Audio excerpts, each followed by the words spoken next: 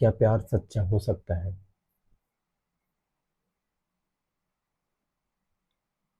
एक लड़का था और एक लड़की थी, दोनों सेम कोचिंग इंस्टीट्यूट में एंट्रेंस एग्जाम को प्रिपरेशन करते थे। दोनों धीरे धीरे आपस में बातचीत करना चालू किए, फिर कॉफ़ी पीना चालू किए एक जगह, और फिर कैफ़े जाना चालू किए, फिर मूवी देखना चालू किया। मतलब वो अपने साथ टाइम स्पेंड करना चालू किए दोनों लोग। तो धीरे धीरे धीरे दोनों को एक दूसरे से प्यार हो गया। और प्यार जब हो गया तो लड़के को ये नहीं पता कि लड़की को क्या दिक्कत है, बट लड़की भी दिल से प्यार करती थी और लड़का भी दिल से प्यार करता था। तो जब एक दिन इन लोगों का कोचिंग का जो सेशन समाप्त हो गया और इन लोगों का एग्ज़ाम का समय आ गया, तो दोनों वहाँ से सेपरेट हो गए। वो अपने घर चला गया और ये अपने घर चली गई। और उस समय मोबाइल था नहीं लोगों के पास, तो अब बातचीत हो तो कैसे हो।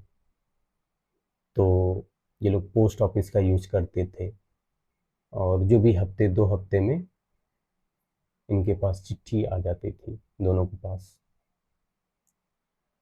तो धीरे धीरे लड़के के पास 1 महीना हो गया, चिट्ठी नहीं आई। 2 महीना हो गया, चिट्ठी नहीं आई। ये भेजता रहा, कोई रिप्लाई नहीं आया। अब ये लड़के को समझ नहीं आ रहा था कि उधर से रिप्लाई क्यों नहीं आ रहा है। अंदर बेचैनी थी और मिलने की बहुत तमन्ना थी।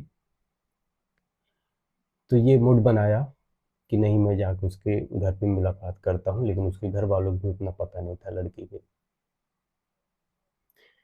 अब ये ट्रेन का टिकट बुक करता है और उसके घर के लिए रवाना हो जाता है। अब रवाना होके जब जाता है तो फिर भी उस लड़की के घर पहुंच नहीं पाता है। 1 दिन बीत जाता है, 2 दिन बीत जाता है, वो एड्रेस चेंज हो गया रहता है। अब ये अंदर अंदर और रोता है, दुखी होता है कि मैं कैसे ढूंढूं, अब किस एड्रेस पे जाऊं। उस एड्रेस पे जाता है, पूछता है, तो वो लोग बोलते हैं कि ये लोग यहाँ से चले गए। अब ये धीरे धीरे कम से कम 1 साल हो गया, उन लोगों से बातचीत हुई नहीं, मुलाकात हुई नहीं।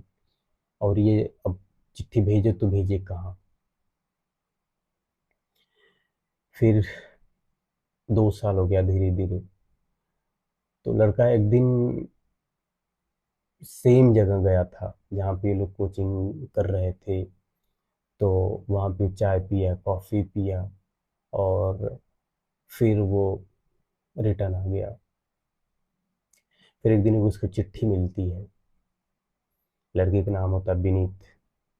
कि विनीत, मैं इस एड्रेस पे अभी रिलोकेट हो गई हूँ हमारे फैमिली के साथ, और मैं तुमसे मिलना चाहती हूँ। जब ये जब उसको ये चिट्ठी मिली, ये पढ़ा लड़का, तो उसको बहुत अंदर से दुख हुआ, और उसकी आंखें जो हैं आंसू से भर आई, और ये तुरंत वहाँ से मिलने के लिए निकल गया। और जैसे ही उसके घर पहुंचा तो घर पे वो थी नहीं, वो हॉस्पिटल में थी। और ये हॉस्पिटल में गया। हॉस्पिटल में गया तो वहाँ पर वो उसकी जो लड़की की जो सिचुएशन थी वो बहुत क्रिटिकल थी। हॉस्पिटल जाके मिलता है, बात करता है। उसका नाम अंजलि था। तो बोला, अंजलि तुमने मुझे क्यों नहीं बताई? मैं तुमको बहुत लेटर भेजा, बहुत चिट्ठियां भेजी, तुमने जवाब भी नहीं दिया। तुम जब वहाँ से यहाँ आई दूसरे जगह पर, फिर भी नहीं तुम बताई। तो लड़की बोलती है कि Vineet, actually I really love you, but मैं नहीं चाहती कि तुमको लाइफ टाइम तक दुख दूँ। मैं नहीं चाहती कि तुम हमारे लिए परेशान रहो। और मैं नहीं चाहती थी कि तुम हमसे मिलने की कोशिश करो। लड़का से यह सुनकर बहुत दुखी हुआ, उसकी आंखों में आंसू आ गए। वो वहीं बगल में बैठ गया, उसका हाथ पकड़ लिया और बोलने लगा कि अंजलि, नहीं, ऐसा क्यों बोल रही हो, तुम ठीक हो जाओगी। बट खुदा को कुछ और मंजूर है। किसी जी की लाइन जो है अब धीरे धीरे नीचे आ रही है। वो अब अपने लाइफ के आखिरी मोड़ पर है और लड़का हाथ उसका पकड़ा हुआ है। वास्तव में लड़की के दिल में छेद रहता है और लड़की बहुत प्यार करती है उससे, और इसलिए नहीं बताती है कि ये और टेंशन में आ जाएगा। और धीरे धीरे समय बीतता जाता है और एक प्यार दूसरे प्यार के छोड़कर चला जाता है। उसके बाद विनीत की हालत खराब होती है और विनीत बहुत रोता है, बहुत रोता है। लेकिन जाने से पहले अंजलि बोल दी रहती है कि विनीत, कुछ भी हो जाए, तुमको स्ट्रांग रहना है, तुमको आगे बढ़ना है लाइफ में, तुमको मेरी जैसी कोई लड़की मिली तो उसको अपना बना लेना है। तो विनीत ये सब चीज़ें सोच के थोड़ा से स्ट्रांग होता है, वहाँ से रिटर्न आता है, अपने घर आता है, उसकी तस्वीर लेकर रोता है, उसकी तस्वीर लेकर सोता है और फिर आगे के लिए वो अपनी प्लान करता है।